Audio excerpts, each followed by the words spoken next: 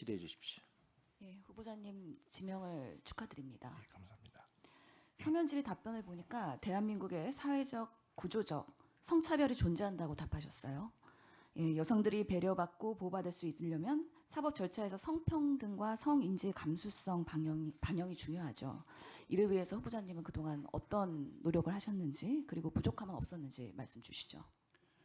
예, 그동안 제가 한 일이 뭐 재판 말고 사실은 다른 것이 없어서 재판 이외에 제가 뭘 했다고 말씀드릴 만한 건 없는 것 같습니다. 다만 재판을 함에 있어서 좀 전에 위원님께서 말씀하신 것처럼 그런 성인지적 관점이라든지 제가 계속 남성으로 살아오면서 제대로 이해하지 못했던 부분들에 의한 어떤 편견이 있지는 않도록 항상 신경을 쓰고 유의했다는 것 정도를 현재는 말씀드릴 수밖에 없을 것 같습니다. 예, 대법관의 그 성별 비율도 말씀드릴 수밖에 없는데요. 역사적으로 봤을 때는 5%의 여성 비율이 있었습니다. 2017년에 대법관이 4명까지 여성 비율이 있었는데 지금은 2명으로 16.6% 정도 해당이 되는 것이요. 어제 신숙희 후보자 청문회에서는 이런 말씀하셨어요. 고긴즈버그 대법관의 이야기를 인용하면서 여성 대법관 비율이 100%까지 가야 한다. 그리고 신숙희 대법관 후보 자체는 인구 대비 대표성 비율인 50%까지는 필요하다라고 말씀하셨거든요.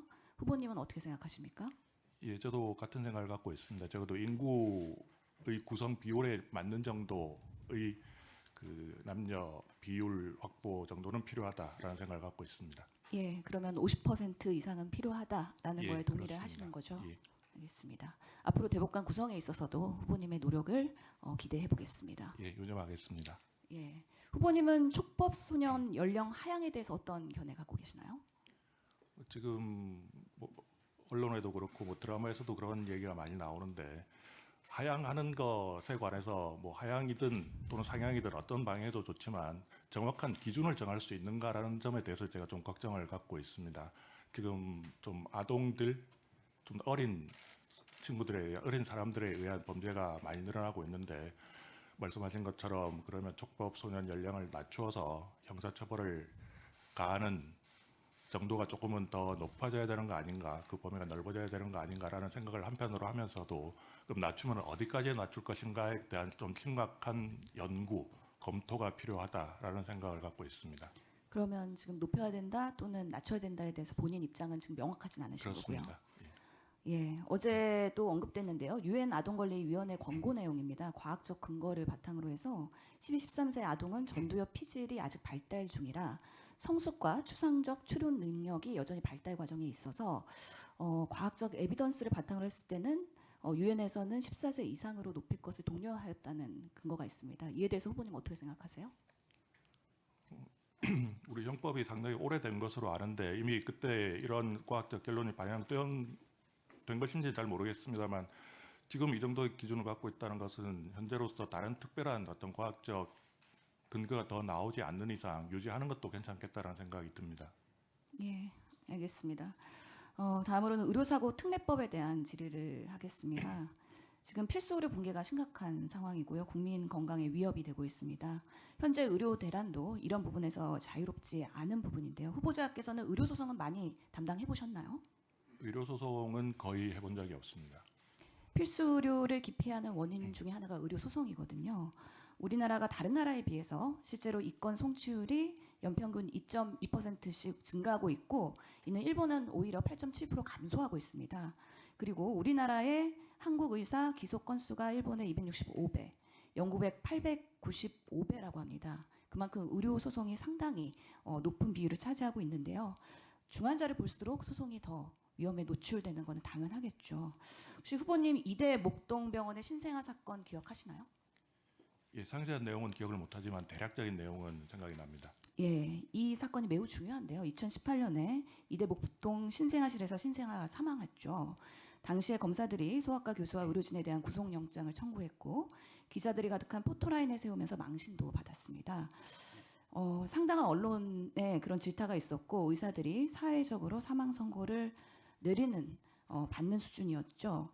그러다 보니 오랜 기간 형사재판을 받았고 결국에는 전원 무죄를 판결받았습니다. 아직도 대부분 국민들이 이게 무죄가 나왔는지 잘 모르고 계시는 상황인데 이 사건을 계기로 의료계에서는 소아과 의사들이 그리고 소아과를 지원하면 안 되겠다라는 충격과 그런 트라우마가 있는 사건입니다. 이런 기억으로 인해서 필수 의료의 붕괴가 더 초래되는 가속화되는 계기가 되었다는 말씀을 꼭 드리고 싶습니다. 어제 정부에서 의료사고 특례법 제정을 추진하겠다고 발표를 했어요. 내용을 간단하게 말씀드리면 필수 의료 인력이 책임보험공제에 가입한 경우에는 환자 의사를 반해서 공소를 제기할 수 없다. 그리고 응급 환자에 대한 의료행위나 중증, 분만 필수 의료행위인 경우엔 중상해가 발생해도 공소를 제기할 수 없다라는 내용입니다. 이에 대해서 후보자는 어떤 생각하고 계신가요? 이 부분은 아직까지 제가 상세히 보지는 못했지만 충분히 공감할 수 있는 부분이고 이런 방식, 이런 추진에 관해서 전혀 이의는 없는 입장입니다. 예, 중환자를 볼수록 이런 의료 소송이 늘어날 수 있는 위험의 안전망을 구축한다는 면에서는 의미가 있겠으나 일각에서는 이런 의견들이 있습니다. 환자 단체들의 시각인데요. 실제로 공소 제한이나 형의 감면, 면제보다는 압도적인 정보의 불균형 하에서 입증 책임하는데 어려움이 있다. 그런 면에서 환자가 아닌 의사가 입증 책임을 전환하는 거에 대해서 필요하다라는 주장을 하고 있고 어제 그런 특례법에 대한 가안에 대해서 좀 반발도 있는 상황입니다. 이런 환자 중심의 시각에서의 후보님의 의견은 어떠신지 궁금합니다. 예, 제가 아까 위원님 질문하실 때는 미처 또 그 이후에 말씀하신 부분을 생각을 못했는데 오늘 말씀을 들으면서 양측의 의견을 좀 이해는 할 수 있었고 충분히 균형을 잘 고려해서 판단을 해야 될 문제라는 것을 새로 깨닫게 됐습니다. 예, 의료소송은 앞으로도 우리 안전한 보건의료 시스템을 구축하는 데서 매우 중요하고요. 좋은 의사분들이 필수 의료를 할 수 있는 데 있어서 매우 중요한 이슈입니다. 그렇기 때문에 이런 재정 과정과 앞으로의 의료소송에 있어서의 판단을 하실 때는